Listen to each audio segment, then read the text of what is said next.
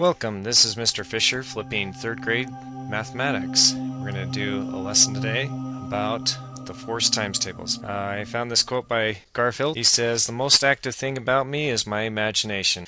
I hope that I can find that same thing within my 3rd graders, because you do have quite the great imagination. Today's agenda, this is lesson 12, and our lesson today is about the fours.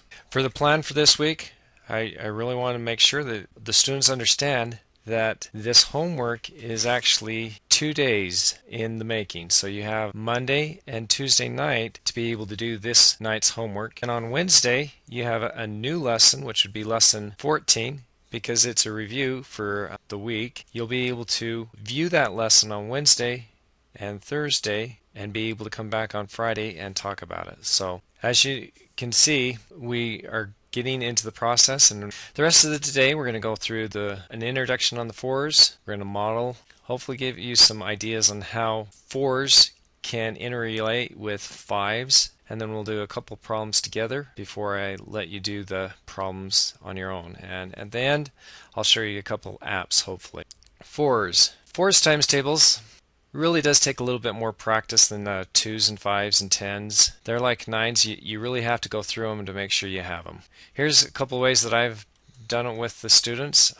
First of all, skip counting. By count bys, you really should be going through those daily. That's skip counting. Then with a partner or with a parent, guardian, you go back through and you do your mix-up times tables. So you don't get them all the same time. You don't memorize the order. 9 times 4, 36. 8 times 4, 32.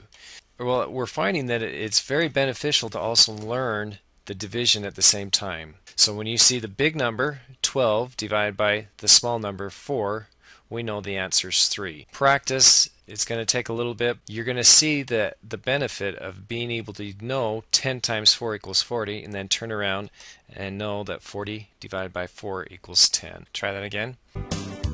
4 times 4 is 16. I really would encourage you to find, if you can, a way for you to practice, either with skip counting, multiplying, or some other way. Give me 2 camels, 2 times 4, 8 legs walking across the desert floor. And that one's by Schoolhouse Rock. Let's go back to the rest of our lesson, multiply and divide. Let's model. Before we go through the process, I want to remind you that here is the process. You should have your notebook ready to write down 5 to 15 problems. Watch the video with me. Pause the video to write down your answers in your notebook. Bring it back on Wednesdays and Fridays to be ready to discuss your answers with your group on Wednesday and Friday for the next video that will be available. Our objective today is to multiply and divide with 4 and look for patterns in multiplications, count bys, and solving problems. So think 4. There's a review problem. How many possible products can you get using any combination of 2 of these factors? I want you to remember that products and factors are some of the vocabulary that we have been using lately. Product is the answer, and factors are the 2 multipliers that we're going to be using. Here's a hint. We're going to have this be our warm-up. 2 times 5. Correct. Put 5 right there. And what does 2 times 5 equal? 10. Now, if you notice, I did this on purpose, but you have 2.5 equals 10, 2 asterisk 5 equals 10, and 2x 5 equals 10. And what do these 3 symbols all represent? That's correct. They're all multiplication. But I wanted you guys to see that this right here is a factor, and 5 is a factor, but this is the product. So 10 is a product. It's the answer when you get to multiplication. One way that I've been able to teach the students, and it's been very effective, is to see multiples of 2. I push enter and it will show me all the multiples of 2. So I can actually find 2 times 5 by counting 1, 2, 3, 4, 5. 2 times 5 is 10. Here's our first problem. I want you to write this one on your notebook. Pause it. Jake ran around a 2-mile track 3 times. Luke ran around the 2-mile track 5 times. The boys said together they ran 16 miles. Are the boys right? Explain. In class, we will go ahead and erase this to see if you have the right answer. Next, we want to see one. Let's do a 4 times, let's make it 4 times 5, and we see that it equals 20. We check our answer, we get it correct. But what if 4 times 3, and I really thought that that was 11. We check our answer, try again. And if you notice, it's up here. 4, we go down. 1, 0, 1, 2, 3. And on that third line down, it is 12. So I'm going to change that to 12 and check my answer. So there's something you can be thinking about. Here's the next question I'd like you guys to do. How many legs are on 6 horses? So you can use this to help you figure out this answer. So this is question number 2. You find the total by starting with the 5th count by and then counting up from there. So question number 2, see if you can figure out this answer. And draw a picture. I'd like to see 6 horses' legs on your picture because drawing is very critical in being able to solve math. Problem number 3. How many sides are 8 quadrilaterals? First of all, we need to figure out what a quadrilateral is. Quadrilateral is a shape with 4 sides.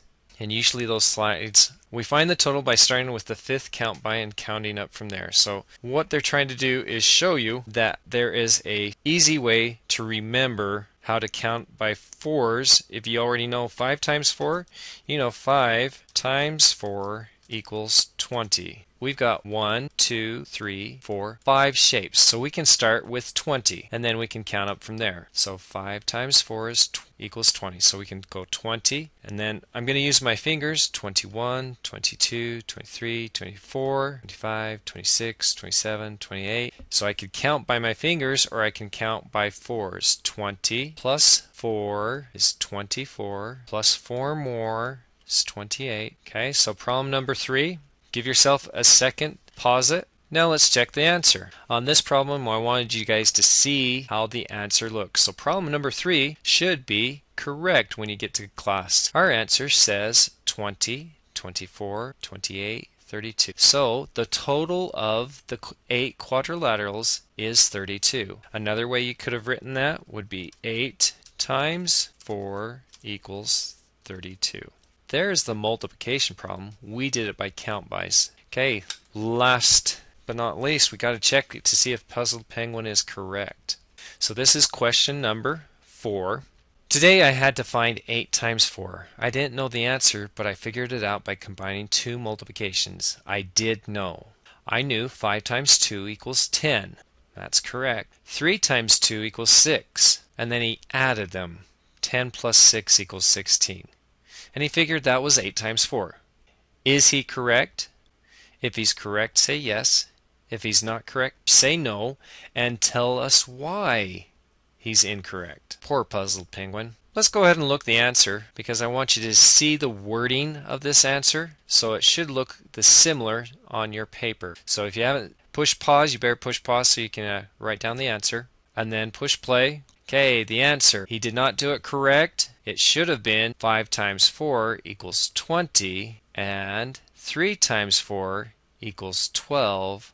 20 plus 12 equals 32. Well, in class, you're going to come and we're going to go back through the math board and we're going to look at some of the patterns that you might see. But I'm also going to make sure you understand how to multiply using your fingers. So 3 times 4, if you hold up your thumb and your 2 fingers, you can count by 4s. 4, 8, 12. And we know that 3 times 4 is 12. Now we've been used to using our fingers to count by 5s, but we're going to be switching that so you can count by other numbers also. And it's just putting your brain in the frame of mind to count in that sequence. So here's the multiplication by 4s, and you can actually do this with your fingers. And I would suggest you pause the video and you practice it.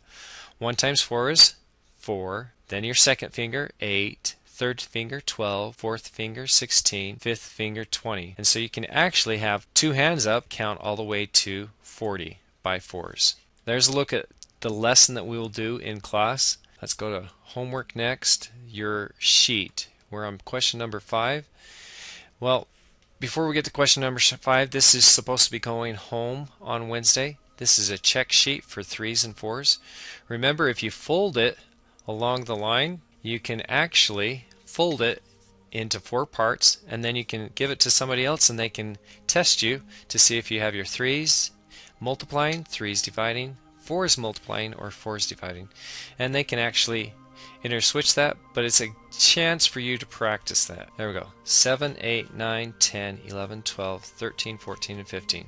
Pause it there for a second. The homework sheet that I'll be making will include those 9 problems. So we were on 4, so 5, 6, 7, 8, 9, 10, 11, 12, 13. To do this one, find the area of the large rectangle by finding the areas of the 2 small rectangles and adding them together. There's the problem. Pause it, and then I'm going to explain how you can do this. We want to do 3 and 4, and we want to figure out what that is, and I would suggest you color in those squares so you know that that total equals 20. Then you add 3 times 4 to that, so you have 20 plus, and this is one strategy you can use to put them all together.